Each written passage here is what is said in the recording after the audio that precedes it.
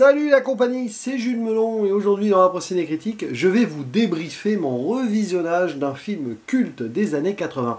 Peut-être le meilleur polar américain de cette décennie, allez savoir, Police fédérale Los Angeles ou en version originale To Live and Die in LA, sorti en 1985, qui fête d'ailleurs à un ou deux jours près ici ses 40 ans, réalisé par Monsieur William Friedkin, qui commençait peut-être à être dans une sorte de creux de la vague à l'époque, puisque son film précédent avait été assez mal reçu, mais juste précédemment il avait fait Cruising.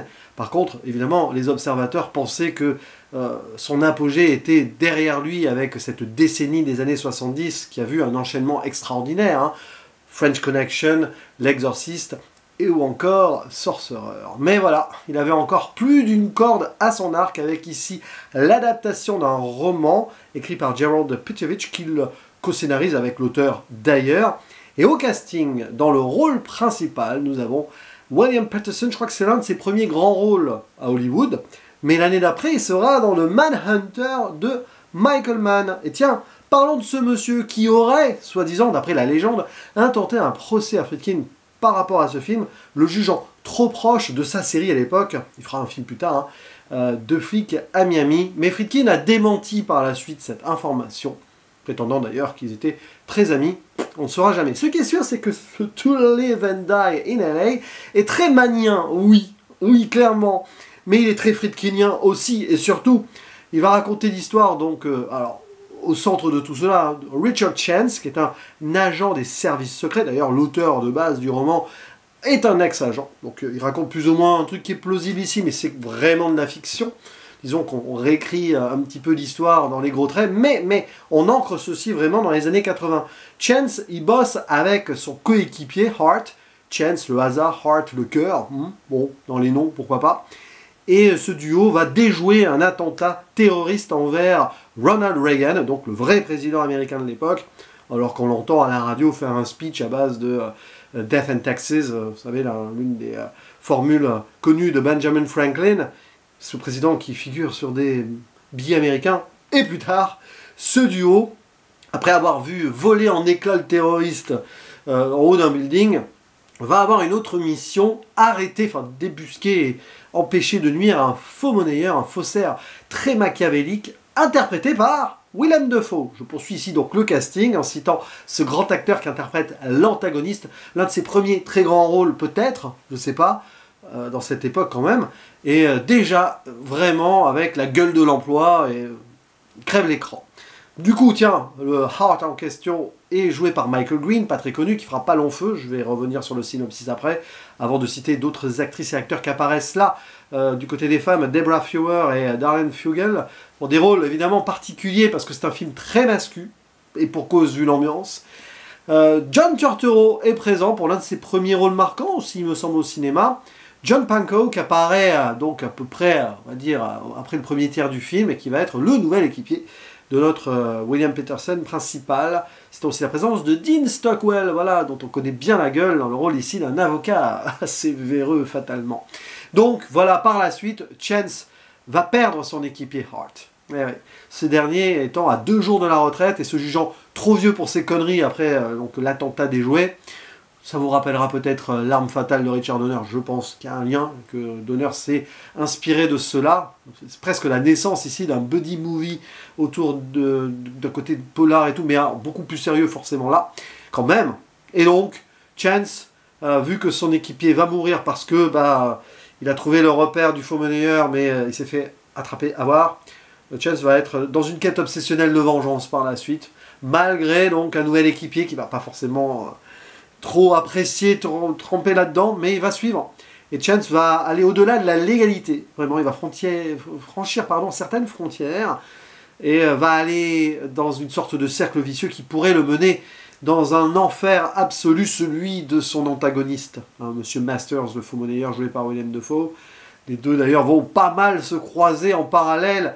Ce qui est très intéressant, c'est que le film les met en juxtaposition très vite. Ceci rappellera ce que Michael Mann fera par la suite, 10 ans après, hein, avec son hit, évidemment. Vous voyez, Mann, Friedkin, autour de ce film, il y a toute une histoire et des carrières qui sont quand même comparables, même si différentes. Bah, d'ailleurs, là, dans l'incandescence de ce To Live and Die in LA, on est plus, vous voyez, dans le rougeoyant, flamboyant, orangé d'un Los Angeles, forcément, où il fait toujours chaud, hein, on a l'impression. Michael Mann, lui, était plus dans une chromatique bleutée, dans un autre sud, plus à l'est, par exemple, pour Miami, hein. Pour Dofik à Miami, en tout cas. Et bref, ça va aller de mal en pis, dans une œuvre violente, qui est brute de décoffrage, qui est marquante sur toutes les scènes d'action, que ce soit de tuerie, de poursuite, dans un montage vraiment très fort, parce que marquant, hein, notamment l'impact des balles, c'est vraiment in your face, c'est le cas de le dire à plus d'une reprise, avec la violence à l'américaine. Et Friedkin l'utilise, s'en sert pour ce polar dans le style, tout en clairement dénonçant quelque chose d'assez pertinent, le milieu des années 80 et une ère Reagan qui commence à sombrer dans l'anti-rêve américain. Lui qui voulait utiliser le capitalisme pour renflouer tout le monde et promettre la belle vie à beaucoup de ses compatriotes, eh ben, on commence à y revenir, même s'il a été réélu, hein, Reagan.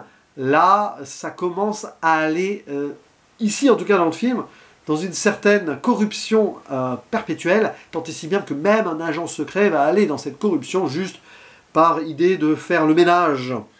On voit une autre Amérique ici. Friedkin veut la montrer frontalement à une époque où le cinéma réganien, ce film n'est pas si réganien que ça du coup, il est dans l'ère Reagan mais il n'est pas réganien, voulait faire une certaine gloire à tout cela. Non, Friedkin, ce qui l'intéresse, c'est la part sombre des humains, le trauma, les paranoïas, le côté borderline. Ça a toujours été comme ça, son cinéma, hein, préalablement et même posteriori.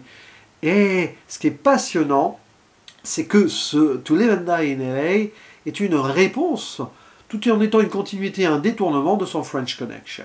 On passe de New York, moment un peu poisseux, sombre, enfin assez fade, sur le plan de la colorimétrie, si vous voyez ce que je veux dire, à un Los Angeles plus flamboyant, à une autre décennie qui n'est plus la même, on n'est plus après dans cette fin de contre-culture, de rêve, un autre rêve américain après les années 60, le début des années 70, le côté nixonien si vous voulez.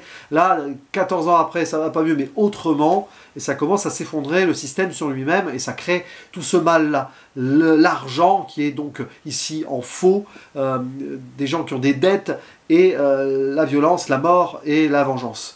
Tout ceci étant donc mélangé dans un globi-goulga vraiment intense qui n'arrête jamais, et qui montre totalement la force à la fois formelle et fondamentale, parce qu'il coécrit le scénario, d'un Friedkin qui maîtrise son sujet et qui n'aurait jamais pu faire ce film s'il n'avait pas fait ce qu'il avait fait avant, je pense, dans une certaine maîtrise. Il y a un aboutissement et il a surtout une clarté de vision donc, sur cette époque-là qu'il donc dépeint. Alors je ne sais pas ce qu'il a repris du roman ou non, hein, l'auteur étant aussi à l'écriture là, mais ce qui est sûr, c'est qu'on reconnaît le style. Et William Petersen, il joue une sorte de Gene Hackman, mais à Los Angeles, hein, de French Connection. C'est extraordinaire parce qu'on voit le destin tracé des personnages. On voit déjà aussi sur certains symboles, voire certains symboles ou certains symbolismes, le côté incandescent que je disais, là, flamboyant même, par exemple du personnage de Willem Dafoe, qui est certes un gangster, faux monnayeur, mais il a une extravagance particulière, il est borderline sur le borderline, lui. Par exemple, il fout le feu à une toile, on ne comprend pas trop pourquoi, mais en fait, bon, c'est peut-être pour cacher certaines choses par rapport à son business, mais le feu, c'est lui, c'est une sorte de représentation de l'enfer. Il a fait l'exorciste au final, hein, Friedkin avant, bon, il aime bien tâter de l'infernal dans ses thématiques aussi. Évidemment, ça va avoir un écho de comment ça va se terminer. Et après, voilà, tout ce qui se passe, là, le bras droit, l'indique femme, alors ça c'est terrible, hein. Le personnage de Richard Chance, même avant sa vengeance côté borderline, il est présenté comme quelqu'un à la limite, utilisant une femme à ses desseins, hein, qui maîtrise par rapport au fait que, attention, hein, elle doit quelque chose à la société, mais il couche avec, et elle accepte.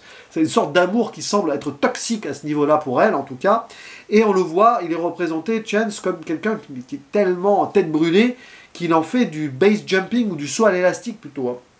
Hein. Enfin, voilà, un truc où on va croire qu'il va se jeter d'un pont pour se suicider, mais pas du tout.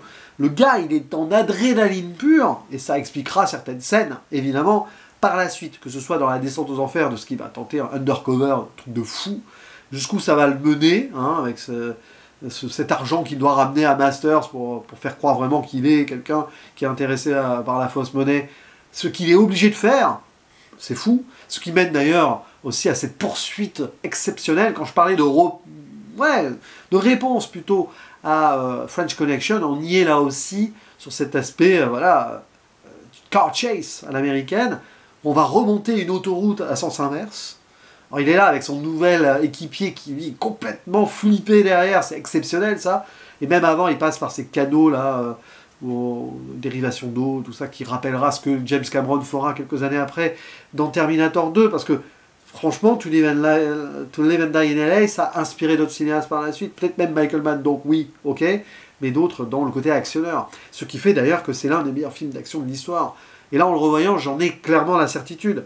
J'avais déjà beaucoup aimé la première fois, j'en avais pas parlé volontairement d'ailleurs, en attendant ces 40 ans-là, et ça fait partie du panthéon de ce genre de film-là. Je pense même que c'est le chef-d'œuvre, je ne sais pas, mais peut-être le plus abouti des Friedkin, dans le sens où il va encore plus loin qu'avant, même s'il a fait des super films avant, notamment French Connection, bien sûr. Là, il y a quelque chose qu'il arrive à ancrer dans un univers et dans une ambiance. Il y a un côté atmosphérique aussi, hein. C'est pas très manien dans la même atmosphère, mais il y a quelque chose de contrasté dans cette idée de faire un cinéma mental indirectement à travers la psychologie, notamment des deux personnages principaux, et avec une musique très 80s qui est presque en décadence ou en décalé, les deux en même temps, composée par le groupe, je crois que c'est des Britanniques en plus, Wang Chung, hein, qui a fait quelques chansons connues à l'époque, d'ailleurs. Je crois qu'il y a une des chansons récemment qui a été utilisée dans Life of Chuck 2, Est-ce que je ne confonds pas? Et bon, sorte de new wave, un peu.